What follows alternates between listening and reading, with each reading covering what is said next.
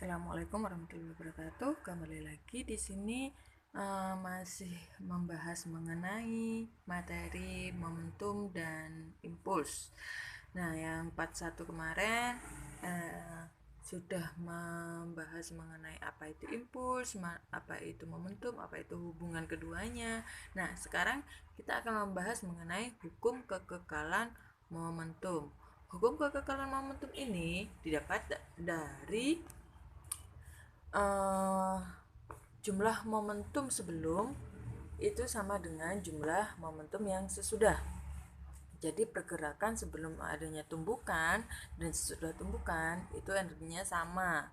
Ini mengacu pada prinsip hukum kekekalan energi, ya.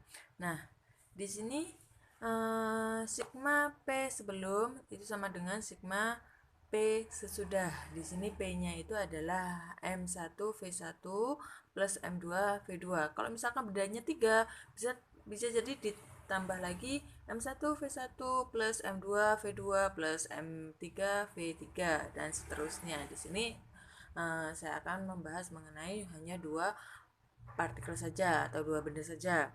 Nah, di sini contoh soal ada sebuah peluru bermasa 10 gram meluncur dengan kecepatan 100 meter per sekon menumbuk balok kayu yang diam, ya, balok kayu yang diam dan bersarang di dalamnya. Ingat, di sini harus kita garis bawahi ada benda, peluru, dan balok. Benda yang bergerak hanya peluru, dan benda yang kedua, balok kayu, itu adalah diam dan pelurunya bersarang di dalamnya. Jika massa balok kayu 490 gram, berapa kecepatan balok kayu dan peluru setelah tumbukan? Di sini kita berlaku M1V1 plus M2V2 sama dengan M1V1 aksen plus M2V2 aksen. Nah, M1 dan M2 di sini M1-nya kita ambil peluru dan M2-nya benda keduanya adalah balok, ya. Di sini pelurunya di sini 0,01. Kenapa kok bisa 0,01 padahal tadi tidak ada angka 0,01? Ingat, di sini ada 10 gram dijadikan kilogram.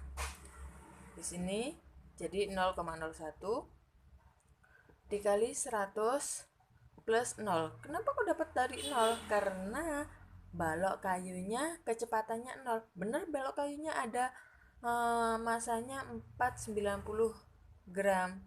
Tapi di sini kecepatannya 0. Balok kayunya diam dan bersarang. Nah, di sini sama dengan MV. Di sini saya akan menggunakan M besar, V besar. Di mana M besar itu adalah total dari massa peluru dan massa balok. V-nya itu adalah kecepatan peluru dan kecepatan balok. Di sini kecepatan balok yang bersarang peluru tadi, ya. Nah, di sini kita akan menghitung 0,01 kali 100 itu adalah 1. 1 plus 0 adalah tetap 1. Di sini masanya 0,5. Dapat dari mana? 0,5 10 gram ditambah 490 gram. Jadi berapa? 500 gram. 500 gram dijadikan kilogram. Maka 0,5 dikali V. Kita akan mencari V-nya, kecepatan balok kayu dan peluru setelah tumbukan. Maka didapat V-nya itu adalah 1/1/2. 1/1/2 berapa? V-nya adalah 2 meter per sekon. Paham dari sini? Oke, selanjutnya adalah ada jenis tumbukan. Jenis tumbukan di sini namanya tumbukan itu bisa ada yang mental, ada yang tidak mental, ada yang mentalnya sedikit, ya. Misalkan kalau bola itu ketika ditumbukan ke bawah, dilepaskan ke tanah, maka dia akan mental.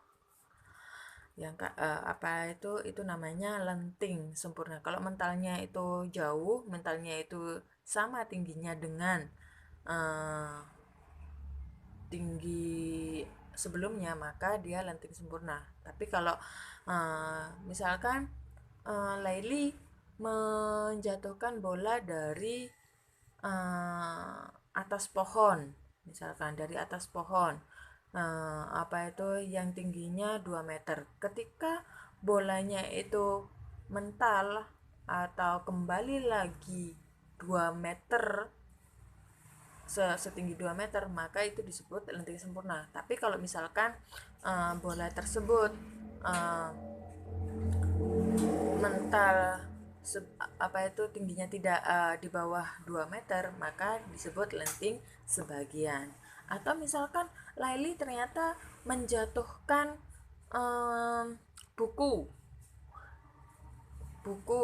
di atas 1 meter. Nah, buku tersebut tidak mental, ya. Itu namanya tidak lenting sama sekali.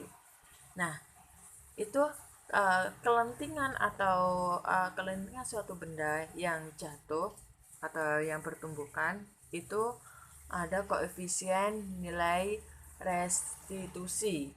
Koefisien E-nya itu kalau lenting sempurna E-nya 1, kalau lenting sebagian antara 0 sampai 1, kalau tidak lenting itu E-nya sama dengan 0, dimana E itu didapat dari negatif V1 aksen min V2 aksen per V1 min V2.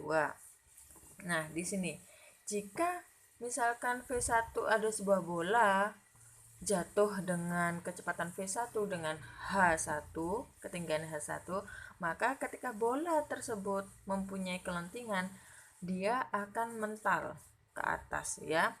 Mental ke atas dengan kecepatan V2 dan H2. Di sini bisa didapat selain menggunakan formula ini, bisa menggunakan formula ini. B sama dengan akar H2 min H1. Udah paham dari sini?